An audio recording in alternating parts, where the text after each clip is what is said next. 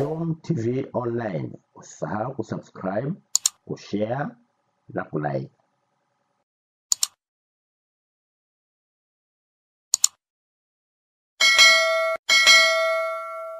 Habari za muda huu mtazamaji wa Jom TV Online.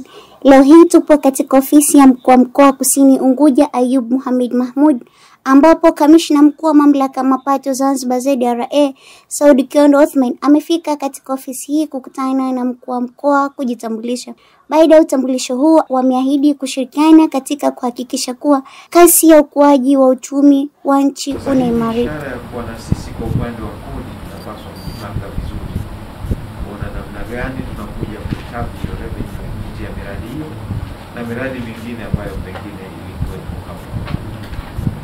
Kwa hiyo mimi ni waahidi kwamba tutaendelea kuwapa mashirikiano yote ya kifikra, ya kimkakati, ya kimamlaka, basi tutaweza kuwapatia ili lengo la serikali la ukusanyaji wa kodi. Tunajua zipo changamoto nyingi, na miongoni mwa changamoto tulizonazo ni kwamba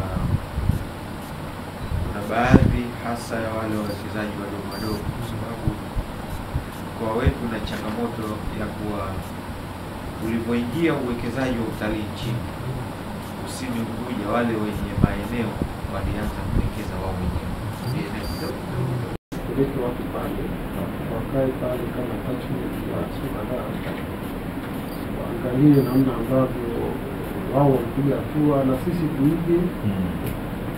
Lakini kwa sababu kuna taasisi mbalimbali za kimataifa ambazo zinajenga uwezo kwenye eneo hilo, nasema na sisi tusirudi nyuma, sisi tusirudi kesho.